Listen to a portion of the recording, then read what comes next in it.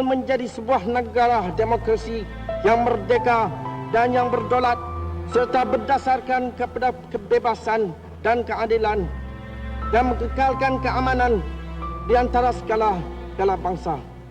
Kuala Lumpur, 31 hari bulan Ogos tahun 57. Merdeka! Merdeka! Merdeka! Merdeka!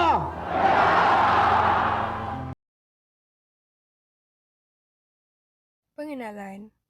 Malaysia merupakan negara yang mempunyai masyarakat yang majmuk dan terdiri daripada bangsa yang berbilang kaum seperti Melayu, India, Cina dan lain-lain. Malaysia juga merupakan sebuah negara yang berpegang teguh dengan prinsip rukun negara. Rukun negara merupakan ideologi kebangsaan Malaysia. Ia telah ditubuhkan pada 31 Ogos 1970 oleh Majlis Gerakan Negara selepas tragedi 13 Mei yang telah menyebabkan berlakunya perpecahan perpaduan kaum dan menggugat ketenteraman. Diisytiharkan oleh Seri Paduka Baginda Yang di-Pertuan Agong 4, Almarhum Tuanku Ismail Nasiruddin Shah Ibn Almarhum Sultan Zainal Abidin pada 31 Ogos 1970, sempena ulang tahun kemerdekaan yang ke-13. Rukun negara dibentuk dengan tujuan utama iaitu membentuk perpaduan yang demokrasi. Penubuhan Majlis Gerakan Malaysia Mageran untuk menjalankan kerja pentadbiran negara.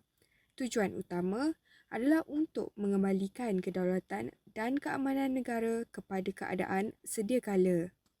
Majlis Perundingan Negara yang ditubuhkan melalui Mageran bertanggungjawab merangkakan perpaduan dalam negara di kalangan pelbagai kaum dan hasilnya lahirlah satu ideologi kebangsaan iaitu rukun negara dan digubalkan sebagai falsafah rukun negara.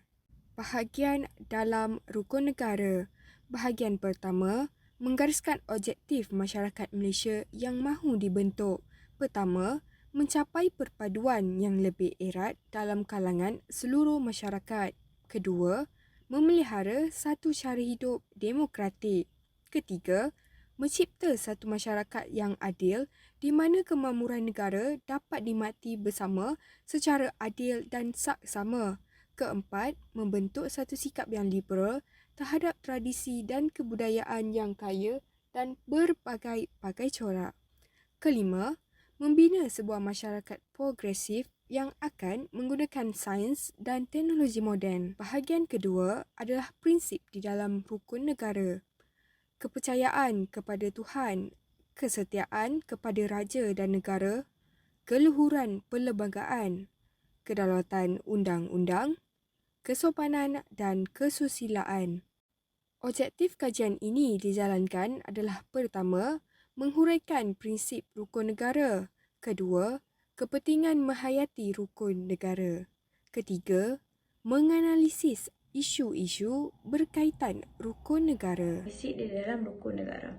Seperti yang kita sedia maklum, prinsip dalam rukun negara merupakan asas kepada keharmonian dalam perpaduan kaum demi kestabilan di negara Malaysia.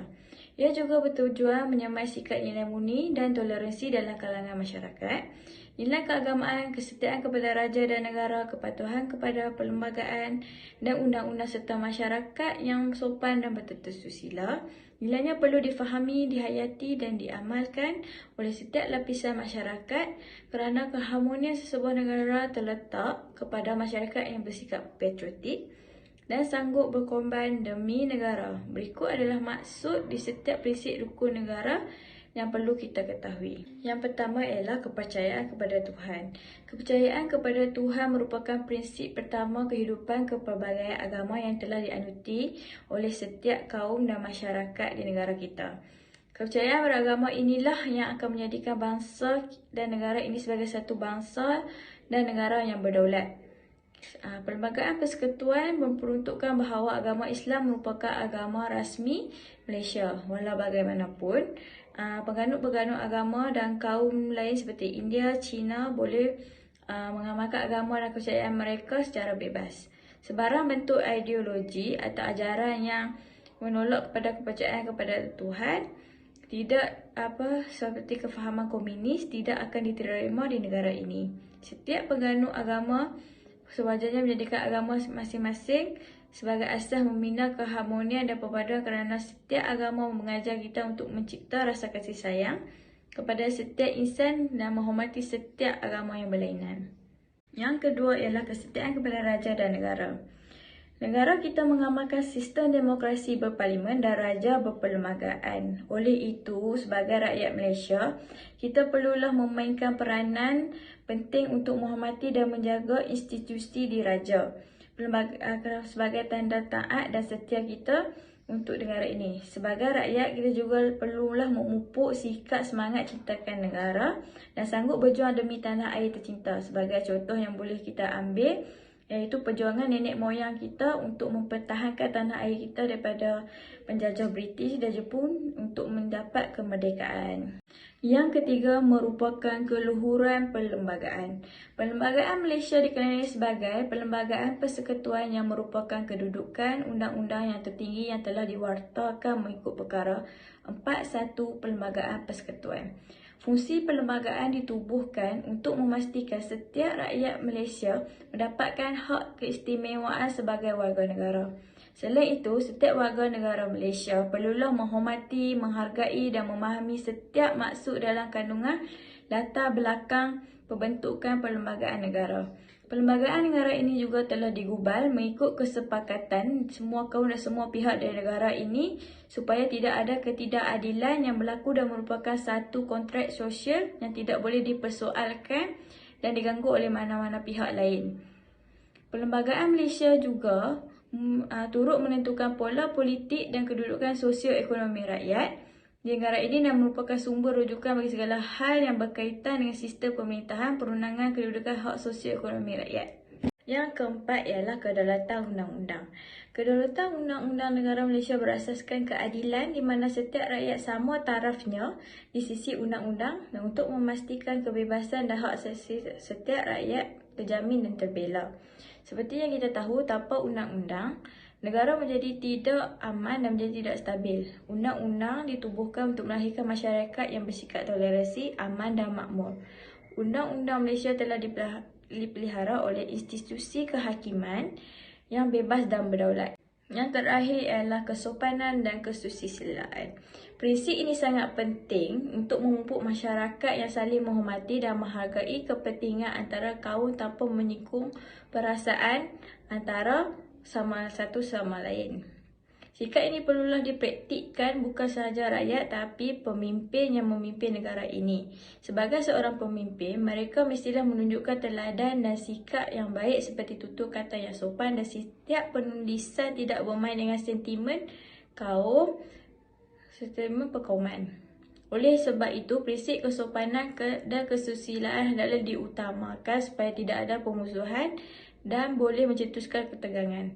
Pemimpin dipilih oleh rakyat untuk memimpin rakyat oleh kepribadian dan pengalaman. Selaku pemimpin, perilaku dan kepribadian yang baik dalam menangani isu adalah masalah yang datang haruslah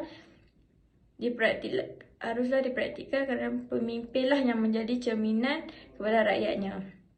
Pemimpin yang baik akan dipandang seantero dunia dan negara-negara luar juga akan menghormati negara kita. Sebagai rakyat pula, kita perlulah menjaga nama baik negara kita dan tidak menciptakan perbalahan antara kaum kerana kita saling memerlukan antara satu sama lain. Kepentingan menghayati rukun negara. Rukun negara menjadi asas dan matlamat bagi memupuk semangat persefahaman antara rakyat. Rukun negara akan membentuk masyarakat yang bertoleransi, bekerjasama tanpa mementingkan atau menindas mana-mana kaum, serta memupuk sikap saling hormat menghormati antara rakyat Malaysia. Antara kepentingan menghayati rukun negara ialah mencapai perpaduan yang erat. Setiap rakyat bertanggungjawab dalam mewujudkan negara yang mempunyai rakyat bersatu padu tanpa mengira bangsa. Rakyat di negara ini terdiri daripada pelbagai kaum, antaranya Melayu, Cina, India dan orang asli. Oleh itu, meskipun setiap orang mempunyai pandangan dan latar belakang yang berbeza, kita masih boleh membentuk satu bangsa yang bersatu padu. Kepentingan berikutnya ialah memelihara satu cara hidup demokratik. Setiap rakyat diberi kebebasan dalam mengeluarkan pendapat asalkan tidak melanggar undang-undang negara. Namun, hak-hak serta kebebasan yang diberi tidak boleh disalahgunakan atas nama demokrasi. Setiap rakyat mestilah mematuhi rukun negara demi mencapai kemakmuran dan kesejahteraan negara. Kepentingan berikutnya ialah mencipta masyarakat yang adil. Masyarakat yang adil bermaksud ianya bebas daripada sebarang penindasan mana-mana pihak dan menjamin kemajuan di setiap pelosok negara. Sebagai contoh, kawasan pedalaman diberi keutamaan dalam memajukan kawasannya seiring dengan pembangunan di bandar-bandar utama di Malaysia. Hal ini disebabkan oleh setiap kawasan mempunyai manfaat yang tersendiri dan boleh membawa kemajuan dan keuntungan kepada ekonomi negara. Selain itu, kepentingan rukun negara ialah membentuk satu sikap liberal. Masyarakat di negara ini bebas untuk mengikuti agama dan adat resam serta kebudayaan masing-masing sesuai dengan matlamat perpaduan negara.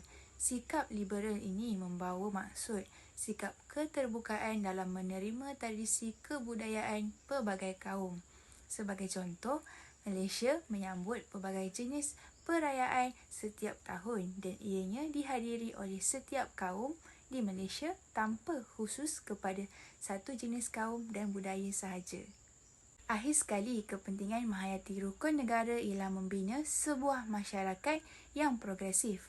Antara matlamat negara ialah mencapai kemajuan dalam bidang sains dan teknologi serta membawa nama Malaysia ke pesada antarabangsa.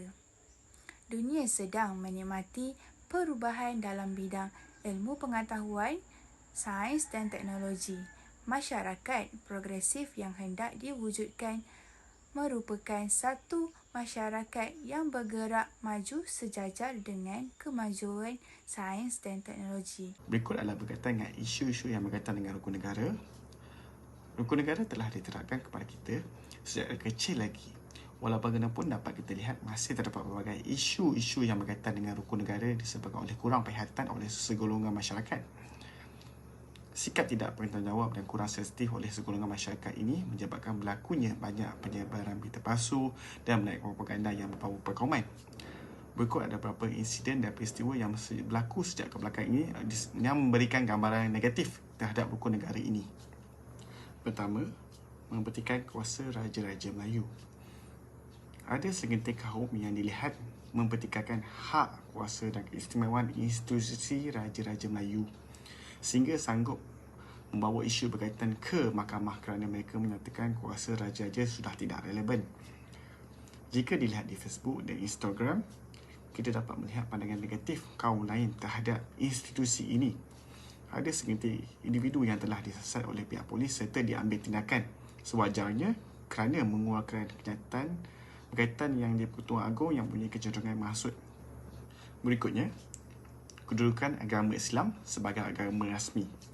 Dalam isu kedudukan agama Islam, kedudukan Islam sebagai agama rasmi menjadi isu kepada kaum lain terutama melibatkan kalimah Allah dan azan.